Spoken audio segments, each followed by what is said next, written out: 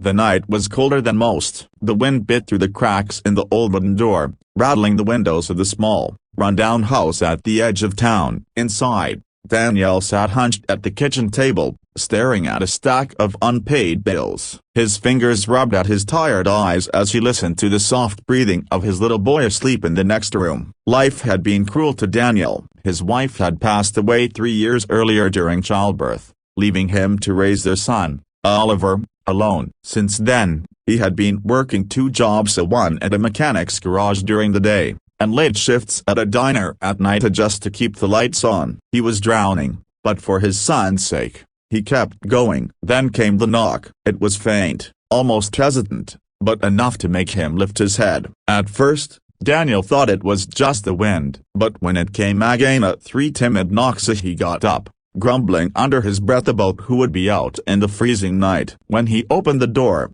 his heart sank. There, shivering in the dark, stood a teenage girl. She couldn't have been older than 16 or 17. Her cheeks were paled, her lips trembling from the cold. Her coat was thin and torn, barely shielding her from the icy air. And most striking of all, she was pregnant. "Please," she whispered, her voice breaking. "Yeah, broken bar, I don't know where else to go." Daniel froze. He had nothing to give, barely enough food for himself and his boy. He didn't even know who she was. But then he saw the way she wrapped her arms around her swollen belly, as if shielding the unborn child from the bitter night. And in that moment, he remembered his wife, how she had clung to her stomach before Oliver was born, filled with both fear and hope. Against all logic, against the voice in his head telling him to shut the door, Daniel stepped aside. "Come in," he said softly.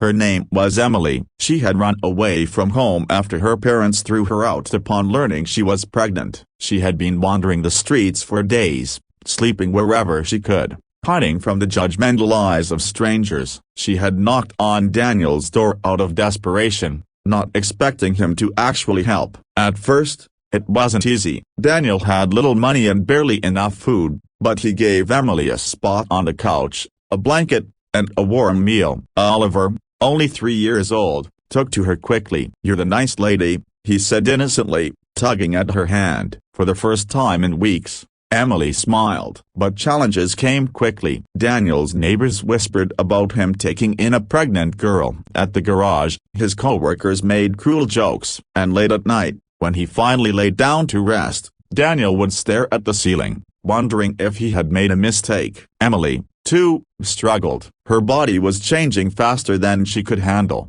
and the fear of raising a child at such a young age consumed her. Sometimes, she'd cry silently on the couch, thinking no one could hear. But Daniel did, and one night, he pulled up a chair beside her. "You're not alone anymore," he said quietly. "We'll figure this out together." When Emily went into labor, Daniel rushed her to the hospital. Hours later, after screams, tears, and prayers, she held a baby girl in her arms. She named her Lily. From that day forward, their little home was fuller than ever with 2 single parents, 2 children, and endless struggles. Yet somehow, love carried them through. Daniel worked harder. Emily learned how to care for Lily with the patience of someone wise beyond her years, and Oliver gained a sister he adored. Though life was still tough and money scarce, nights long, and doubts constant, they leaned on each other. Slowly, the pain of their pasts began to heal. Years passed. Emily finished school with Daniel cheering her on from the audience. She worked part-time while raising Lily, always grateful for the roof over her head. Daniel, though exhausted, found strength in the smiles of the 2 children who called him Dad and the young woman who had once been a stranger but had become family.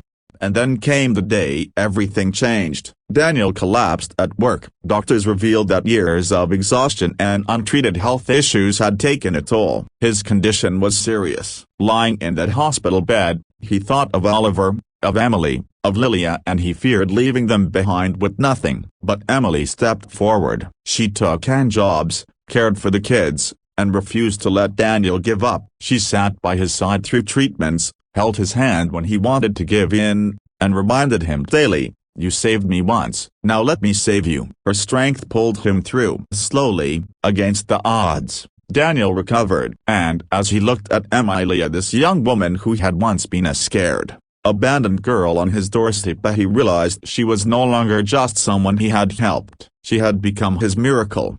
Years later, on the day Emily graduated from nursing school, she stood on stage, her daughter and Oliver clapping proudly in the crowd, Daniel wiping away tears he didn't bother to hide. She dedicated her diploma to him, to the man who opened his door when I had nowhere to go, she said, her voice breaking. You gave me a home, a family, and a future. And today, I stand here because of you. The audience rose in applause. Daniel's heart swelled with pride. That night, sitting around their Warren kitchen table, laughter filling the small house, Daniel realized something. He had once thought he saved Emily, but the truth was, she had saved him, too. She gave him strength when he had none left, hope when he was drowning, and love when he thought his heart was too broken to feel again. She had become his miracle, and together, they had built something beautiful out of broken pieces.